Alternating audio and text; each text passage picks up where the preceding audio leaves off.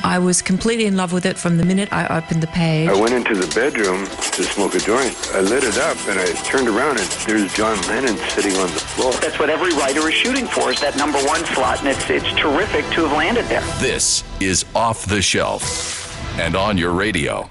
This is Adam Rothberg. It's a real pleasure to welcome our next guest to Off the Shelf.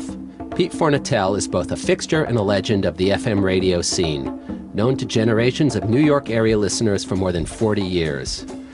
I first started listening to him in 1977, and since 1982 have been a fan of his program Mixed Bag, which currently can be heard nationally on XM Sirius satellite radio and in the New York area and streaming on WFUV radio.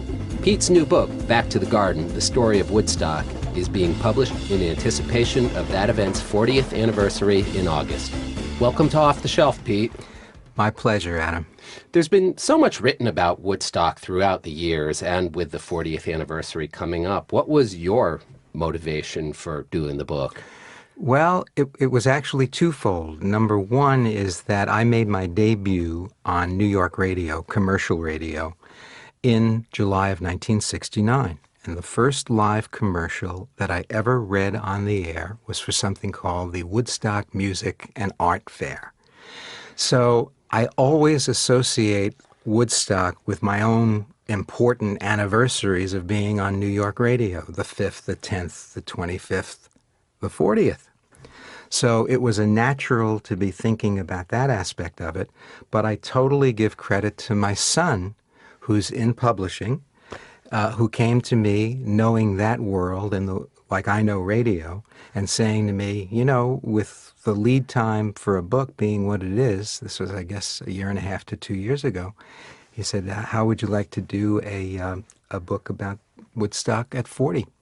And we had just done a project together, Simon and Garfunkel's Bookends album, and that was the first time we had worked together on that level, and it was a sort of a shift in the father-son relationship. He was the boss, and I wondered how that was going to work out, and it worked out fabulously. You know, every edit he made, every suggestion he made it a better book. So I was ready to do another one, and he suggested it, we did it. He's the boss, and get used to it.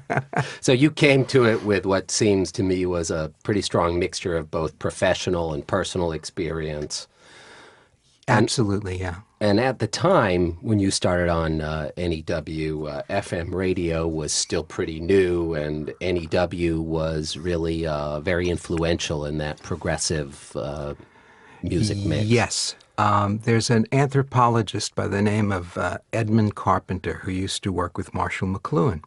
And he said something that I've never forgotten, that a new medium of communications is at its best when it is not tied to the powers, to the center of power and profit.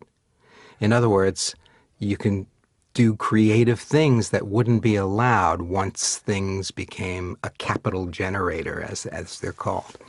So it was a case of the inmates running the asylum and running it successfully and beautifully. I mean, myself and a handful of others, not knowing it at the time, really created this brand of radio that influenced an entire generation. Back to 1969, you're newly minted at WNEW, you're reading ad copy for the Woodstock Festival.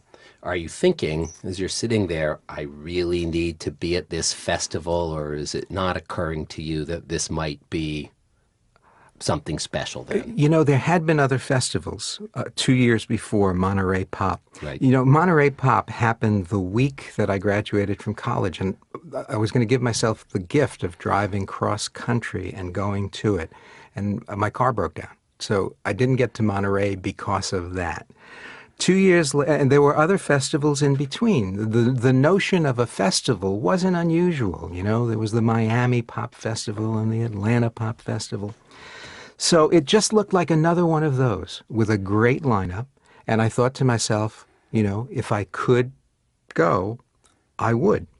But I was the new kid on the block at the radio station, and they called and asked me to stand by that weekend to do on-air shifts if I needed to. But what it turned into when it became a news story was, being sort of a go-between the newsroom and the radio station to put out there what was going on.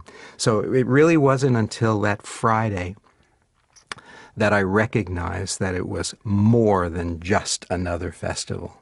Right. One of the things you write about is how hard it is to get a grasp of what actually happened backstage on the roads, how many attended, what a Rashomon-like experience it is, times 400,000 people, or even the number seems to be very much up for grabs. Yep, absolutely. It's Graham Nash, I think, said that as time goes on, the reality of Woodstock or the myth of Woodstock becomes far more important than the reality. And I think that's absolutely true. I think there's three groups. There's the 400,000 to 500,000. That's the most generally accepted number, though you'll hear variations in either direction. There's the 400,000 who experienced it by being there. There's people who say that they were there but weren't. I think that happens with, if everybody who says they saw Roger Maris hit 61 home runs, it would be 3 Yankee stadiums, not just the one that it was. But the third group is those people who experienced it vicariously from the film, from the recordings, from the documentaries, the radio specials, the television specials, the books. Well, I put myself in that category too. I was 10 years old at the time, and as I was preparing for you to come into the studio, I realized that I never owned the album. I never saw the movie in its completion, and yet somehow I've absorbed all the bits and pieces of it and know the performances and the lines and the things that happened there. So there was definitely an osmosis that went on for people who do you have any conscious memories of that weekend that it took Absolutely, place? yes. Yeah. I was also struck by the story you wrote about the New York Times, and they didn't really seem to know how to react to this phenomenon. It wasn't a generation gap in the 60s. It was a generational chasm. And here's the paper of record, the staid New York Times, and they only sent a music reporter at first, who insisted when he got there, this is a news story, not just a music story. And I saw the entire collection of articles that they did, and it was always skewed towards a criticism of what was going on. The disaster, the potential disaster part of it, as opposed to the incredible cultural, musical success that it was. And on the Monday morning after the festival, the Times ran how could a generation make such a colossal mess? That right. was, and the people who were up there, both the music guy and the news guys, almost mutinied, because that was not their experience. That was being translated through the eyes of the editorial writer sitting in his building in New York.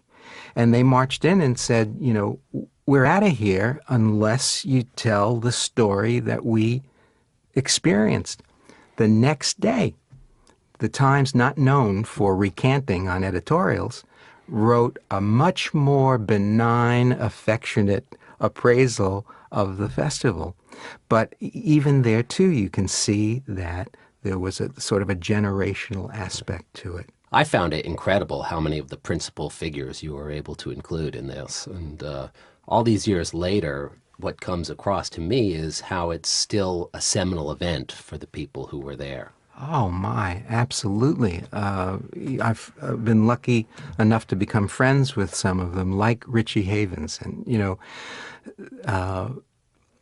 the opening act, we call him the opening accident because he wasn't supposed to open. He was the fifth performer. But the group that was supposed to open, a long forgotten group called Sweetwater, made the mistake of taking a bus to the site and got stuck in that traffic jam on the New York Thruway, and there was no hope of getting them there. So the easiest thing for the promoters to do was to find the person with the least instruments, an acoustic guitar, and get them out on the stage.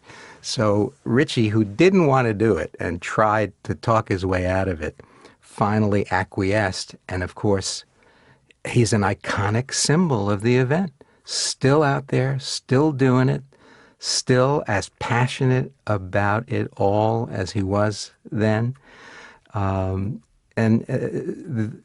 are a number of people like that. I mean, we say in the book that Crosby, Stills, and Nash, or Crosby, Stills, Nash, and Young, they didn't go to Woodstock for a concert. They went for a coronation, their own, because they had only played live together, I think, once or twice before. Yeah, that was their, this is only our second gig, man. We're scared that way, Right. that they were scared, But that launched them as sort of the biggest transitional act from the 60s to the 70s.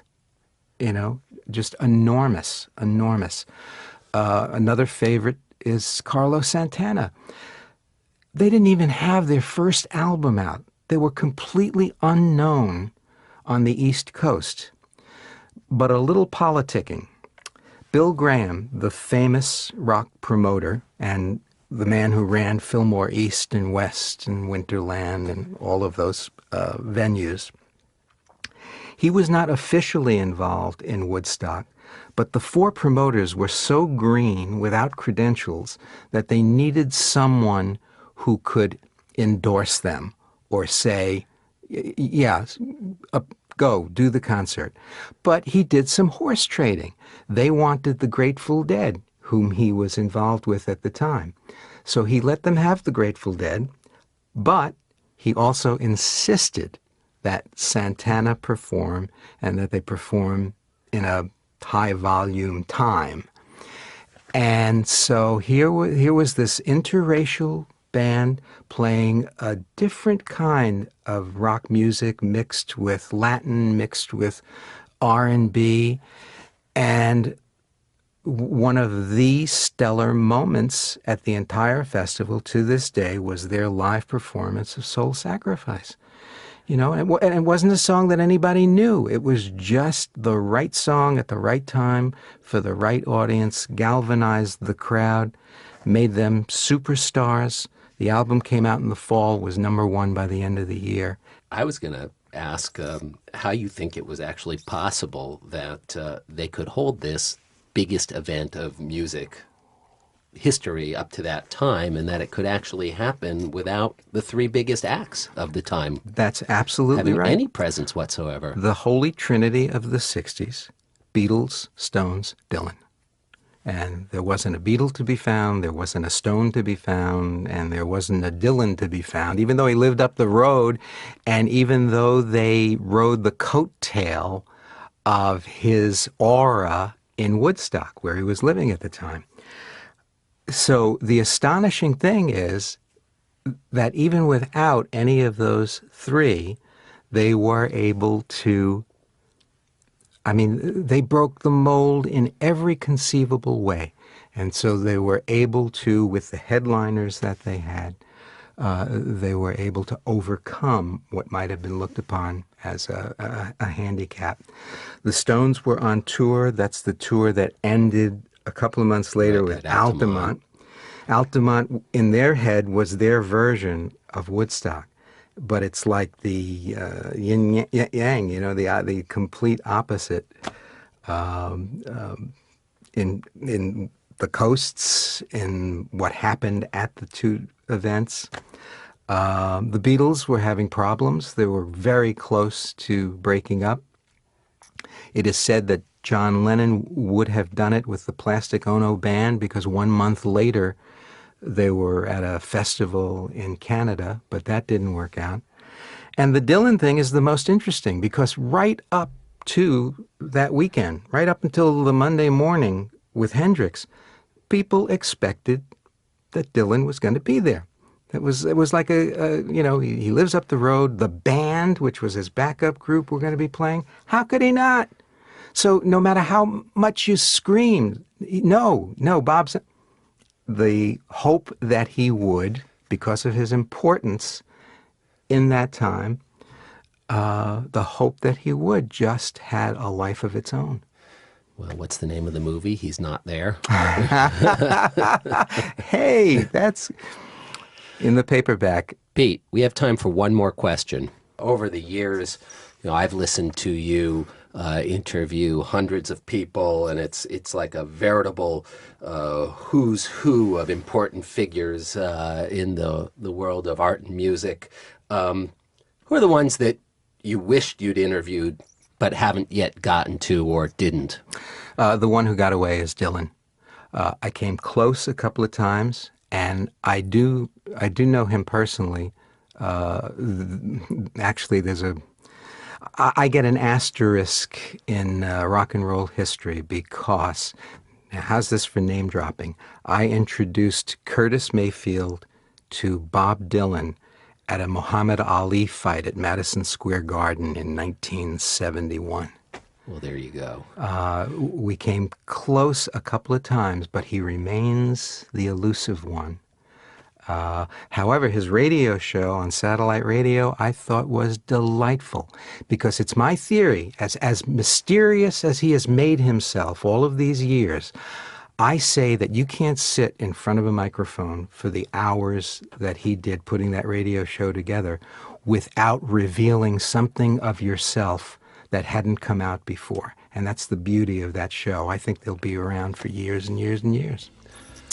Well, thanks, Pete, for being on Off the Shelf. All right, my pleasure. For more information about Back to the Garden, visit www.simonandschuster.com.